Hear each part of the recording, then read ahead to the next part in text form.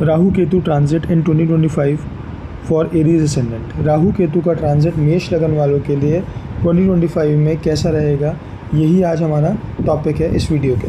So welcome back guys, कैसे हैं आप सब लोग। सो देखिए, हमारा जुपिटर की series from particular ascendant Jupiter transit की सीरीज़ कंप्लीट हो चुकी है।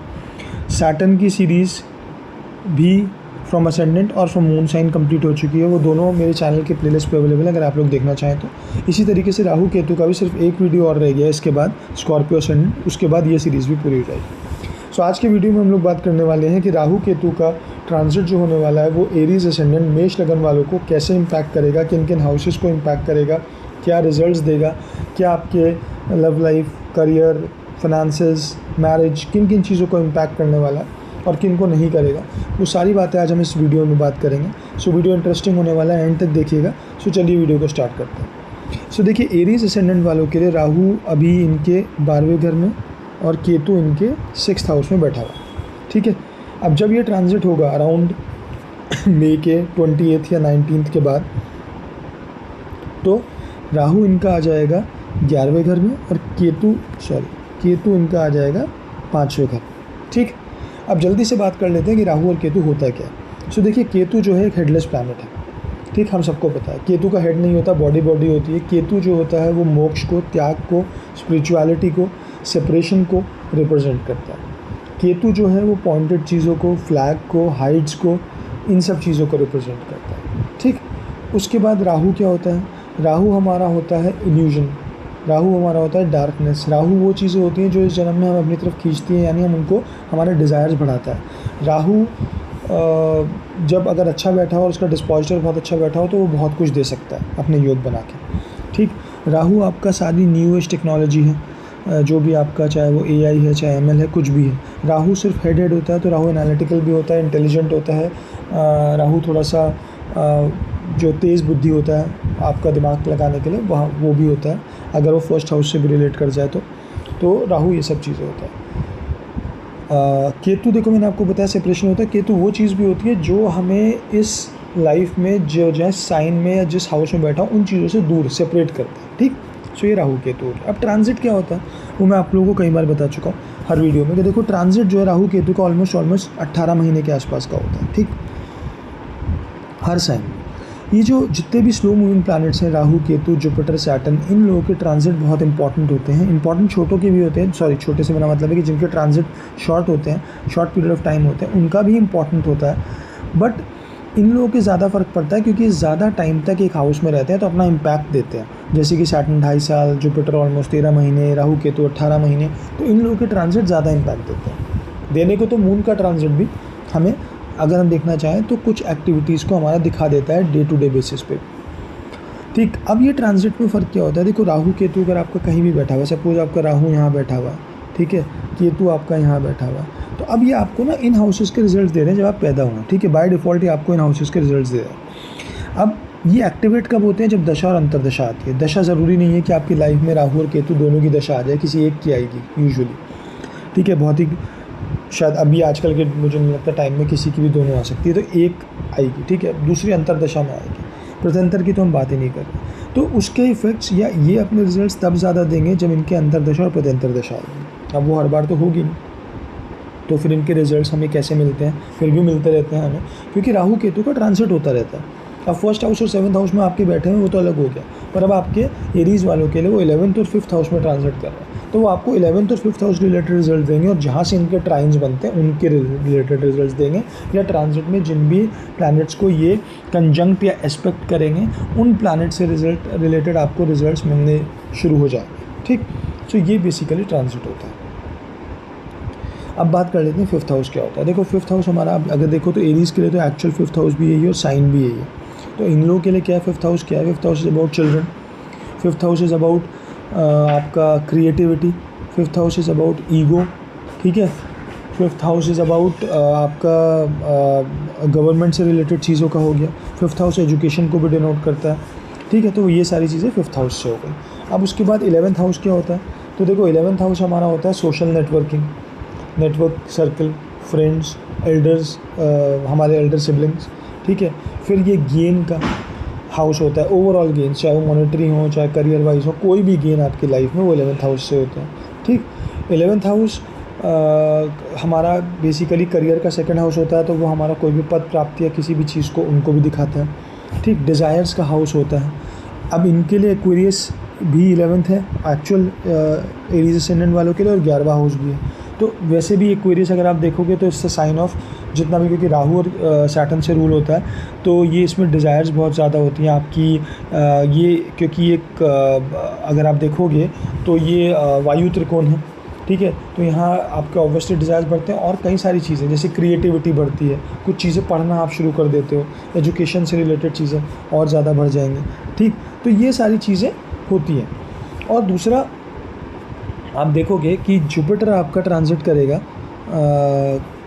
मई के अंदर ही यहाँ पर जमुना में, तो यहाँ से वो डायरेक्टली आपके इस हाउस को एस्पेक्ट करेगा जहाँ पे राहु ट्रांजिट कर रहा होगा। तो ये यहाँ पर आपको इन चीज़ों को और बढ़ाएगा, क्योंकि जुपिटर इज व्हाट, जीव किधर जा रहा है, यहाँ राहु की तरफ, एक्वेरियस की तरफ।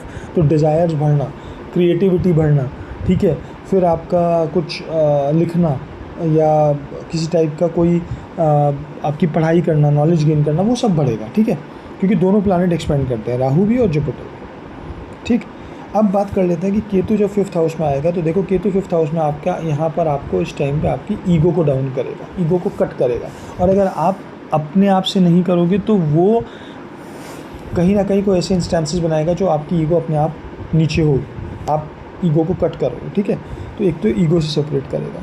फिर यहाँ पर क्या है, वो अगर आपको स्पेकुलेशन का भी हाउस होता है, तो यहाँ पर जितने टाइम केतु का ट्रांजिट है, तो आई वुड रिकमेंड कि स्पेकुलेटिव चीज़ों से दूर रहें, क्योंकि यहाँ पर उनमें प्रॉब्लम आने के चांसेस हैं। अगर आप कहीं भी इन्वेस्ट ऐसा करोगे, चाहे वो स्टॉक मार्केट हो चाहे कुछ भी हो, कोई भी स्पेकुलेटिव चीज़, उसमें प्रॉब्लम आएगी। यहाँ पर ये आपको थोड़ा सा ये देखो कि जैसे अगर आप एजुकेशन में हो, पढ़ रहे हो, स्टूडेंट्स हो, तो हो सकता है आपका मन थोड़ा सा एजुकेशन से हटाए, तो you have to be very careful. अगर आप ऐसे किसी उस पे हो लेवल पे, या ऐसे टाइम पे जहाँ आपके लिए बहुत इंपॉर्टेंट है, तो you have to be more focused. ठीक है, तो अपना फोकस बढ़ाओ, मेडिटेशन करो। ठीक है, उससे आपका फोकस बढ़ेगा। ठीक, और आपका पढ़ाई में दिमाग ज़्यादा लगेगा। यहाँ पर बैठ के अगर कुछ लोग किड्स का प्लान कर रहे हैं, तो उसमें डिले हो सकता है जब ये ट्रांजिट होगा केतु का। अगर आप लोग अपना किड्स का, बच्चे का प्लान कर रहे हो, तो उसमें डिले आ सकता है। पर देखो, जैसे मैं हमेशा बोलता हूँ, ये हर किसी के लिए नहीं होता। ठीक है, कि अगर हो सकता है यहाँ पर कुछ लोगों का ट्रांजिट हो, उनके किड्स हो भी जाए इसी ट्रांजिट, क्योंकि और चीज़ें कहीं ना कहीं कुछ सपोर्ट कर रही होंगी, दशा का कोई और ट्रांजिट, कोई और एस्पेक्ट, कोई और कंजंक्शन। तो मैं उसके बारे में बात नहीं कर रहा हूँ, मैं जनरल बात कर रहा हूँ। सो प्लीज़, अगर किसी का डिफरेंट भी आता है तो वो पॉसिबल है, ऐसा नहीं है कि नहीं। ठीक, सो ये हो गया आपका केतु 5th हाउस में। अब राहु आपका 11th हाउस में। राहु 11th हाउस में क्या है, देखो राहु वैसे तो अपने ही हाउस में आ गया, क्योंकि राहु अपने ही साइन में आ गया, क्योंकि एक्वेरियस को राहु और सैटर्न दोनों रूल करते हैं। ठीक है, सो राहु यहाँ आके देखो 11th हाउस में वैसे भी ओवरऑल राहु अच्छा ही माना जाता है। ठीक, क्योंकि राहु यहाँ पर आपका नेटवर्क सर्कल बढ़ाता है, आपका सोशल नेटवर्किंग बढ़ाता है, आपकी क्रिएटिविटी बढ़ाता है। ठीक है, आपका बाहर लोगों से मिलना जुलना, उनके साथ आपके रिलेशंस को इम्प्रूव करता है, एल्डर सिबलिंग्स के साथ आपके रिलेशनशिप अच्छे करेगा। ठीक है, डिज़ायर्स काफ़ी बढ़ाएगा। अब देखो, वो डिज़ायर्स पूरी होंगी नहीं होंगी, उनसे आपको फ़ायदा होगा नुकसान होगा, वो एक डिफरेंट टॉपिक है। बट 11th हाउस में बैठ के राहु आपके डिज़ायर्स बहुत बढ़ाता है, आप बहुत कुछ करना चाहते हो, पर ज़रूरी नहीं है वो हर चीज़ आपको मिल जाए। बहुत लोगों को अचीव होता है, और जिनका राहु का कॉम्बिनेशन यहाँ पे सही बैठा हो, ठीक है, मैं नेटल की बात कर रहा हूँ, तो वो लोग बहुत कुछ अचीव कर सकते हैं। Rahu in the 11th house is considered very good, but on other side वो आपको बहुत ज़्यादा फ्रस्ट्रेट भी कर सकता है, क्योंकि बहुत डिज़ायर्स दे देगा, और अगर आपकी वो सारी चीज़ें कॉम्बिनेशंस नहीं सही बैठ रहे हैं, तो वो डिज़ायर फुलफिल नहीं होंगे, and then you will feel miserable. ठीक है, तो ये भी आपको ध्यान रखना है। तो राहु यहाँ पर अच्छा है, बट वो आपको कई बार फ्रस्ट्रेशन दे सकता है, तो आपको और कॉम्बिनेशन परम्यूटेशन देखने होंगे। बट देखो, ये जो हम बात कर रहे हैं ना, ये हम नेटल नहीं कर रहे, जिसके नेटल बैठे हैं उसके लिए तो सारी चीज़ें अलग हैं, पर ये ट्रांजिट का है, तो ये सिर्फ ये जो पीरियड है आपका 1-1.5 साल का, उसके लिए वैलिड है। ठीक है, जो भी हम बातें कर रहे हैं, उसके बाद ये साइन चेंज हो जाएंगे, तो आपके लिए वो चीज़ें वैलिड नहीं रहेंगी। ठीक, अब बात कर लेते हैं इनके ट्राइन्स की, कि कहाँ कहाँ इनका एस्पेक्ट जाएगा, जिसके जहाँ से प्लैनेट, देखो राहु का तो 5th यहाँ आएगा। ठीक है, उसके बाद आपका राहु का 9th यहाँ आएगा। अब यहाँ जो भी प्लैनेट बैठे हैं उनके साथ इसका कंजंक्शन बन जाएगा। जैसे अगर सपोज करो यहाँ आपका सन बैठा है तो ये सन राहु का कॉम्बिनेशन यहाँ पे आपका बनाएगा। यहाँ पे हो सकता है आपको 7th हाउस रिलेटेड चीज़ों से ईगो बहुत बढ़ा दे, बिजनेस पार्टनरशिप में, मैरिज में ईगो के इश्यूज़ दे सकता है। ठीक है, अब यहाँ पर सपोज करो आपका वीनस बैठ गया, ठीक है, तो ये वीनस राहु का कॉम्बिनेशन हो जाएगा। अब ये वीनस का राहु के साथ, अब वीनस राहु के साथ तो ऑब्वियसली क्या चीज़ बढ़ा देगा, आपका वीनस रिलेटेड चीज़, लग्जरीज में इंटरेस्ट बढ़ा देगा, ब्रांडेड चीज़ों में इंटरेस्ट बढ़ा देगा, बट कहीं ना कहीं वो 3rd हाउस का भी रोल प्ले करेगा। ठीक है, तो वो आपको देखना पड़ेगा। तो ये सारी चीज़ें आपको ब्लेंड करनी पड़ेंगी, तब आपको उसके एक्चुअल रिजल्ट्स मिलेंगे। ठीक, ऑब्वियसली यहाँ पे जुपिटर भी ट्रांजिट कर रहा है इस हाउस में जहाँ राहु का एस्पेक्ट आ रहा है, तो हमें वो भी देखना होगा, because Jupiter and Rahu mutually expecting to each other. तो राहु का जुपिटर पर, जुपिटर का राहु पे प्रभाव पड़ने वाला है, तो वो भी हमें देखना है। तो देखो, मैं यही चीज़ आप लोगों को बताता हूँ कि एस्ट्रोलॉजी में इतना सिंपल नहीं होता, हमें बहुत सारे कॉम्बिनेशन परम्यूटेशन लगाने पड़ते हैं, देखना पड़ता है चीज़ें कैसे बैठी हैं, क्या हैं, कौन कौन से प्लैनेट्स क्या एक्सपेक्ट कर रहे हैं, कौन सी महादशा अंतरदशा चल रही है, और नेटल प्लेसमेंट्स कैसे हैं, तब जाके वो रिजल्ट आता है। ठीक है, चलिए ये तो हो गया आपके राहु के ट्राइन। अब हम बात कर लेते हैं क्विकली केतु का। सो केतु का ट्राइन देखोगे तो एक तो आपके 9th हाउस पे जाएगा, ठीक है, और एक आपके लगन पे जाएगा। अब यहाँ 9th हाउस में फिर वही बात आ गई कि अगर जुपिटर बैठा हुआ है आपका नेटल, तो ये जुपिटर केतु का, ठीक, यहाँ आपको हो सकता है और ज़्यादा स्पिरिचुअल बनाए, स्पिरिचुअलिटी की तरफ ले जाए, गुरुओं की तरफ ज़्यादा ले जाए। ठीक है, आप ट्रैवलिंग करो गुरुओं से मिलने के लिए, ये सब चीज़ें आपकी बढ़ा सकता है। अब यहाँ पर अगर सन बैठ गया तो सन केतु का कॉम्बिनेशन हो जाएगा ये।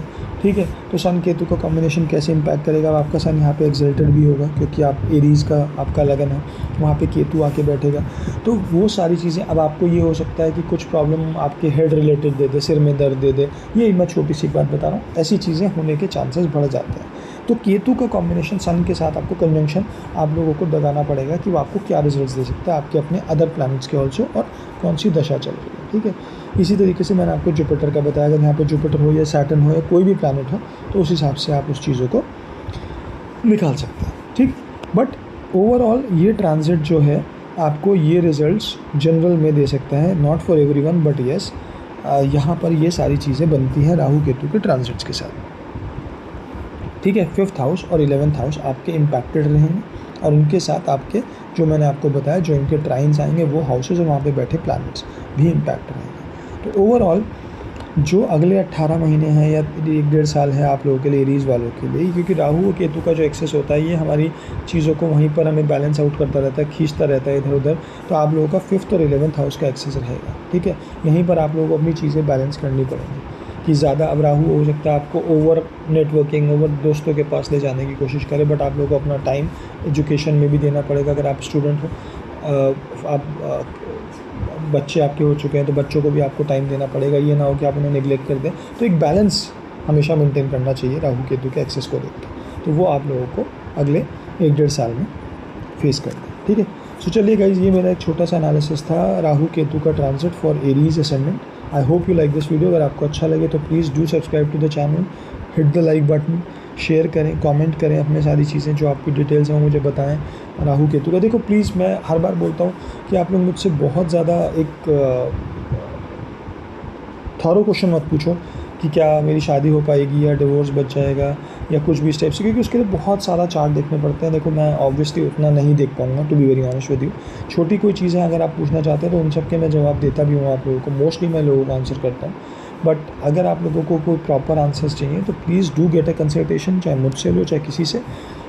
ये मत एक्सपेक्ट करो कि यूट्यूब पे आपको कोई भी इंसान ऐसा जवाब दे देगा without looking at your chart, और अगर हल्का सा ओवरव्यू देके आपको वो सही डायरेक्शन दे देगा, नहीं, वो गलत होगा।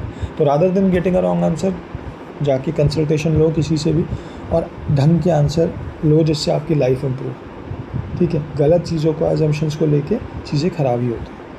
ठीक है, सो चलिए गाइज, राहु केतु का बस एक टॉपिक और बचा है, एक असेंडेंट और बचा है स्कॉर्पियो, वो हम जल्दी कवर करके फिर इस सीरीज़ को ख़त्म करके फिर हमारे सारे ट्रांजिट्स पूरे हो जाएंगे, then we will move on to some other topic. चलिए, thank you so much guys, bye.